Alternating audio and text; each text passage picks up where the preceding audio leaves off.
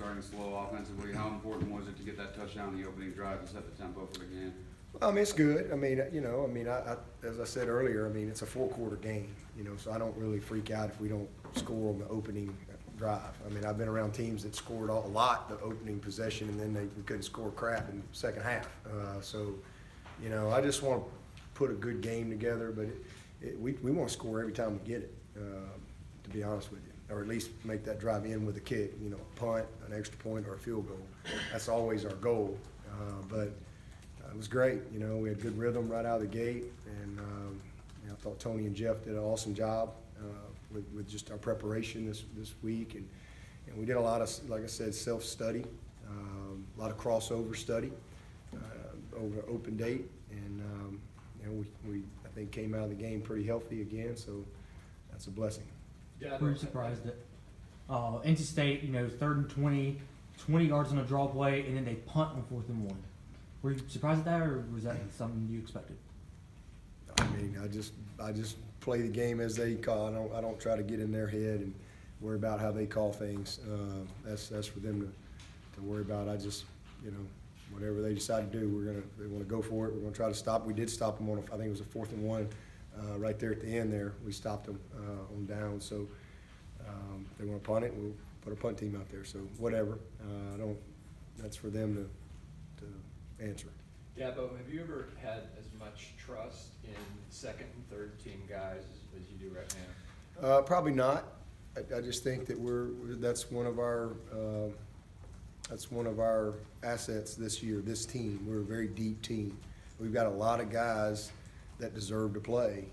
A lot of guys who are functional players, meaning that they're going to go play winning football for you. There's not a lot of drop off in certain areas, and we trust them. So I mean, that serves you well, and that was part of our first half of our season. Really developing the depth that we have, and some of the young guys too, kind of stepping forward. The Xavier Thomases, those type of guys, the Justin Fosters, DK, Justin Ross, some of these young guys that have stepped up, giving us good depth. Even the guys in the offensive line. I mean, we've played a lot of guys up front, so it's good. You see Nolan and Denzel out there early. We trust those guys. I mean, they've earned that, and it just makes us better. It keeps everybody on edge at practice. Every rep counts, and competition is a wonderful thing, and we got a lot of it on this team. Coach, can you take it back on that? The 85 guys you played today. Talk about Chase Bryce and those guys going in there in the fourth quarter, that drive, 84 yards. Yeah. What kind of luxury is it to have the guy like that to throw him in that late in the game and Yeah. go all the way down the field? And we let them play. I didn't want to go out there and just hand the ball. I want them to play. I mean, Chase needs all the experience he can get. Critical decision making. Like I said, a lot of our run game are passes, and he had some of the same things happen, and it made a great throw to Justin. The ball was supposed to be outside, and Justin kind of came inside, and Chase just reloaded and threw a dart on an inside route and just made the adjustment. They made a couple of nice deep ball throws too. I mean, he's a really good football player who's the same thing. His confidence has obviously grown a lot since the Syracuse game, but just the reps he's getting in practice every day, and because they're getting all that work. So it's been good to see those guys go in there and play well, especially those guys up front too. See Lin-J got in there, and he's a tough runner, and his confidence has really come on. He's a kid that'll help us for sure down the stretch. Can you elaborate on what you saw out of the guys on Monday? Were they just kind of stewing, or was it the open date?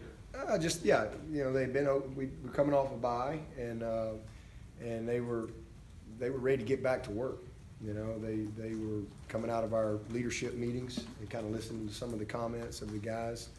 I just knew that the mindset was right where it needed to be, and then watching how we practiced and how we prepared, there was a real edge to this group all week. They were eager to get back to work, and especially coming off a great performance up there at Wake, they were excited to go play. And then listen, you're getting ready to play an undefeated team at home, homecoming, all that stuff. It's a lot of fun. So I think the open date was great, but when you're a competitor, I mean, it was nice, but I think everybody missed playing, and we were ready to get back to work. So I knew it wasn't gonna take much to get them ready from a mindset standpoint, but I thought our leadership just did another awesome job this week. Speaking of eager. What's the potential of the offense now, given what we saw out of the passing game and how you're able to run the ball with Travis and the other guys? Well, I think that I think we have the opportunity to be a special group.